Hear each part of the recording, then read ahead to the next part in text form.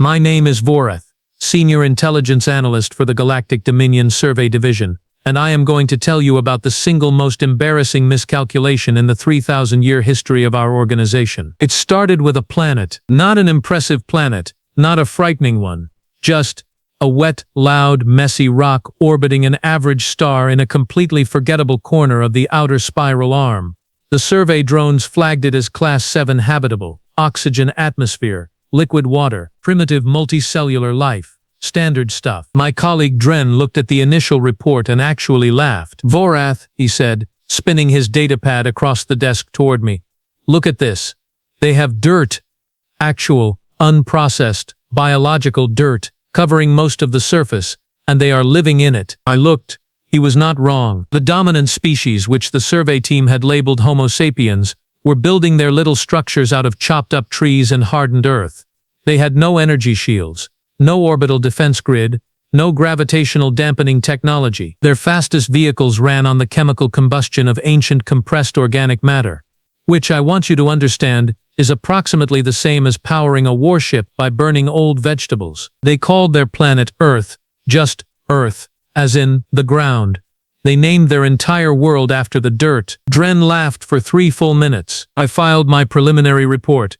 Threat assessment, negligible. Recommended action, observation only.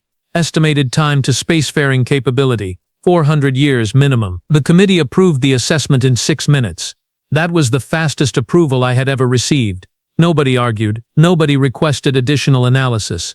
Why would they? It was a dirt planet full of soft creatures who had somehow not gone extinct yet despite doing absolutely everything wrong. We moved on to other assignments. For 60 years the observation drones kept sending data, passive feeds, nothing urgent. I reviewed the summaries during slow administrative weeks the way you might glance at weather reports from somewhere you have never visited and never planned to visit. The humans kept fighting each other, constantly, over the dirt.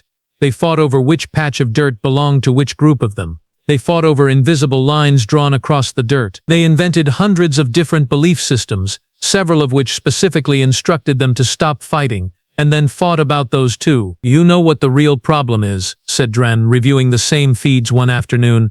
"They have no predators left.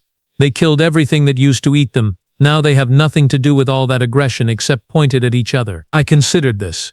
That is genuinely concerning if they ever develop weapons capable of reaching other systems. Drenn waved a hand. "In 400 years, we will have plenty of time to respond." He was, and I mean this with complete professional sincerity, catastrophically wrong. It was not 400 years. It was 43. 43 years after my initial threat assessment, negligible report. A junior analyst named Pex burst into my office holding a data chip like it was personally attacking him. "Senior Analyst Vorath," Pex said, slightly out of breath. "The humans have left their atmosphere." I looked up slowly. "Observation drones malfunction?" "No, sir." "Survey error? Perhaps it is debris from one of their orbital conflicts?" "No, sir. It is a vessel. Crude. They called it a shuttle. It appears to be constructed from recycled components of their atmospheric flight vehicles.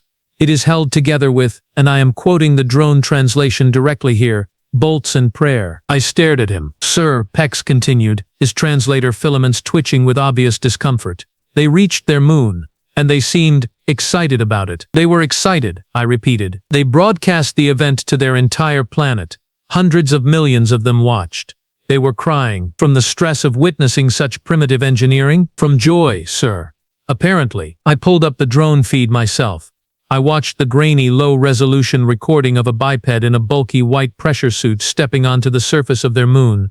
The figure moved slowly, clumsily. The suit was enormous and stiff and looked deeply uncomfortable, and the creature inside it planted a small colored fabric symbol into the lunar soil and stood there, on an airless rock in the void of space, in a suit that looked like it was designed by committee. And somehow, it did not die. I filed an updated report. Threat assessment. Low but monitoring escalated.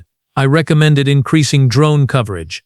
The committee approved it, but several members included notes describing my concern as excessive. One senior member wrote, and I still have this on record, "They reached their moon in a tin can. Let us not lose our composure." That note aged poorly. Over the next 2 decades, the humans did not slow down. They accelerated. They built space stations. They sent machines to every planet in their system. They kept fighting each other the entire time, which should have made progress impossible, and yet somehow the competition between their rival factions made each of them work faster. They were fueled by spite and stubbornness in quantities that our models simply had not accounted for. Then they found the signal, one of our old navigation buoys. Dormant for centuries, the humans picked it up with one of their radio telescope arrays, deciphered the basic mathematical frequency patterns, and published their findings in what they called a scientific journal, available for free to anyone on their planet who wanted to read it. That was the moment Drenn stopped laughing. "They decoded it," he said, very quietly, standing in my office doorway. "Vorath, they decoded a Dominion navigational frequency." "How long?" 3 years. They had a team of 43 researchers working on it. They apparently also had several thousand volunteers helping analyze sections of it from their personal home computing devices. They called it a crowd-solving effort. I thought about that. 43 specialists and several thousand enthusiastic amateurs, working cooperatively, decoding Dominion navigational mathematics in 3 years. Our own decryption division would have taken 11. I filed another report. Threat assessment. Moderate. Recommend first contact protocols begin at minimum supervisory level. The committee was less dismissive this time. We sent the Veleth, a mid-class diplomatic survey vessel, to make contact. Standard procedure. Arrive in detectable range, broadcast greeting frequencies, wait for the primitive species to respond with awe, reverence, and probably some kind of religious panic. Commander Sevo of the Veleth was a veteran of 14 first contact missions. She had done this many times. She knew exactly how it went. The humans responded to the Veleth's approach in 11 minutes, not with awe, not with reverence, with a list of questions, 47 of them, organized by category, submitted through a mathematical encoding format that borrowed elements from our own navigational signal.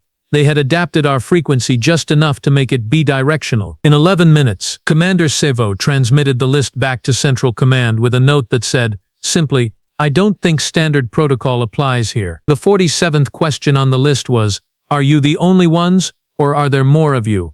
And if there are more, how many, and where?" Not "please do not harm us," not "we come in peace," not even a greeting. Just, "How many of you are there, and where are you?" I read that question 3 times. Then I opened a new threat assessment form, and for the first time in my career, I hovered over the drop-down menu for threat level for a very long time before selecting my answer. I selected moderate high. My supervisor sent it back with a note asking me to justify the upgrade. I wrote 4 pages. He approved it reluctantly, added a comment suggesting I was perhaps overcorrecting due to novelty bias, and forwarded it to the standing committee with his own cover note downgrading it back to moderate. I saved that exchange. I have it archived. For reasons that will become obvious. Commander Sevo spent 9 days in orbit above Earth conducting what our protocols call a preliminary contact assessment. This normally takes 3 days. The extra 6 were not because the humans were uncooperative. They were because the humans would not stop talking. Every frequency Sevo's team opened, the humans filled. They sent mathematics. They sent music. They sent recorded visual media, enormous libraries of it, organized by category, with translation keys helpfully attached. They sent biological data about themselves. They sent atmospheric composition reports for their planet, unsolicited. One transmission included a complete history of their dominant civilizations, annotated, cross-referenced, and apparently proofread by a committee. "They have been waiting for this," Sevo told me during her daily briefing transmission. "Not this specific moment, but the idea of this moment. They have been thinking about contact with outside intelligence for centuries. They have entire academic fields dedicated to it. They wrote fiction about it, thousands of stories. Some of them are surprisingly accurate about how this conversation is going." I found that unsettling in a way I could not immediately articulate. "How are they emotionally?" I asked. "The population. Are there signs of destabilization? Mass panic?" Sevo paused. A long pause. The kind that means the answer is complicated. "There are some panic responses," she said carefully. "Roughly 12% of the global population is experiencing significant distress. But the majority response is..." Another pause. "Vorath, the majority response is excitement. They are excited. Their information networks are moving faster than our monitoring can track. They are sharing the contact data globally. Scientists are analyzing our transmissions in real time. There are humans who have not slept in 4 days because they are too stimulated to stop working. That is not a healthy biological response." "No," Sevo agreed. But it is a very human one apparently. The formal first contact meeting happened on a neutral orbital platform that the humans helped construct in 72 hours. 72 hours. We sent the structural specifications as a test, expecting it to take 2 weeks minimum. They treated it like a deadline they refused to miss. The platform was not elegant. It had sharp corners and visible seam lines and one section that was clearly assembled upside down and then just left that way because it still functioned. But it held atmosphere. It held gravity. It was done on time. The human delegation arrived in a vessel that looked like a very ambitious storage container. 4 individuals. Their lead diplomat was a woman named Osei. She was small even by human standards, with dark skin and very direct eyes, and the kind of stillness that very confident creatures have when they are not trying to prove anything. She sat down across from Commander Sevo, looked at the entirely alien being in front of her and said, "Thank you for coming. We have a lot to discuss and I would prefer to start with the difficult questions if you do not mind." Sevo told me later that was the moment she understood we had made a foundational error in our assessment, because prey animals do not open negotiations by asking for the difficult questions first. Osei wanted to know about the Galactic Dominion's territorial claims. She wanted to know which neighboring systems were already claimed and by whom. She wanted to know the legal framework governing first contact rights. She had, and I want you to appreciate this fully, she had brought a lawyer, a human legal specialist who had spent the previous 8 months building an academic framework for interstellar sovereignty claims based purely on theoretical extrapolation. The lawyer's name was Davo Prins. He was tall, quiet, and he took notes the entire meeting without ever looking down at what he was writing. He asked 2 questions. Both of them made Sevo's senior advisor visibly uncomfortable. The meeting lasted 6 hours. When it ended, Osei shook Sevo's secondary appendage, which she had been briefed was the appropriate gesture, and said, "We look forward to the next session. We will have proposals ready." Proposals ready. They had been in contact with an alien civilization for 9 days and they were already drafting proposals. Sevo's full report reached me 17 hours later. I read it twice. Then I did something I had never done in 30 years of assessment work. I walked directly to my supervisor's office without scheduling an appointment, which in Dominion administrative culture is roughly equivalent to arriving at someone's home and kicking the door open. He looked up, startled. "Vorath, what are you?" "I need to show you something," I said. I put Sevo's report on his desk. "Read the appendix. The part about the military observation." He read it. His expression changed slowly, the way expressions change when your brain is receiving information your assumptions are not equipped to process. The observation drones had been doing standard passive scans of Earth's surface throughout the contact period. Routine. We were not looking for anything specific, but the automated threat pattern filters had flagged something. Human military units, from 7 different nation-states, had quietly repositioned during the contact period. Not aggressively, not toward our vessel. They had repositioned to cover their own civilian populations and critical infrastructure, coordinated across rival factions that were actively in political conflict with each other, without any public announcement, without any formal agreement that our intercepts could detect. They had just done it simultaneously, because the logic of the situation made it obvious. Rival groups who could not agree on basic governance had wordlessly, cooperatively prepared a defensive posture within 72 hours of first contact. Not because anyone ordered them to, because they all, independently, reached the same conclusion. "That is not what a primitive civilization does," my supervisor said quietly. "No," I said, "it is not." He looked up at me. "What is it?" "It is what a species does," I said, "when it has been the apex predator of its entire planet for long enough that coordination in the presence of a potential threat is not a decision. It is a reflex." The silence in that office lasted a long time. Here is what our models had missed. Here is the thing about Earth that none of our analysts had weighted correctly, because none of our analysts had ever come from a world like it. Earth was not a gentle planet. It was not a balanced one. It was 4.5 billion years of relentless, grinding, merciless competition, and the humans were not the survivors of that competition. They were the winners of it. Completely, thoroughly. They had looked at every creature that shared their world, every predator, every rival, every disease, every ice age and volcanic event and mass extinction, and they had outlasted all of it. They had not evolved in a safe environment and then ventured bravely into danger. They had evolved inside the danger. The danger was their home. The danger was familiar and manageable, and honestly, if you asked most of them, a little boring by now. We had looked at their weapons and seen crude technology. We had looked at their conflicts and seen chaos. We had looked at their dirt and their burning vegetable vehicles and their upside-down space platforms, and we had laughed. We had not looked at what those weapons were for.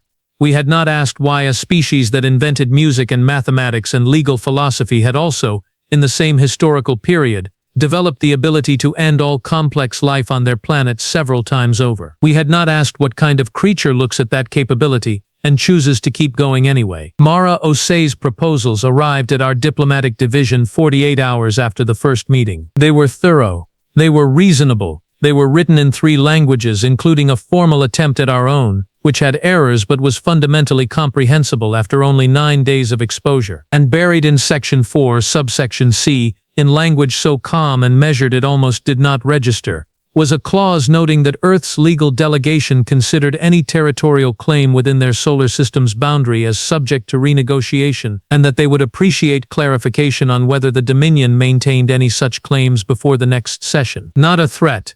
Not a demand. Just a calm, polite, very direct question from a species that had already, quietly, moved its weapons into position. I filed my final threat assessment that evening. I did not hover over the drop-down this time. I selected Maximum, flagged for immediate committee review, attached a cover note with 1 sentence. It read, "They are not what we thought they were. They never were, and I believe on reflection, that they have known about the difference between themselves and our expectations for quite some time, and found it privately amusing." The committee convened an emergency session within the hour, and somewhere down on that wet, loud, messy dirt planet, I am entirely certain that Mara Osei and Davo Prins were sitting in a room, with their notes and their proposals and their upside-down orbital platform, waiting. Not anxiously, not fearfully, the way experienced hunters wait, quietly, patiently, completely at home in the dark.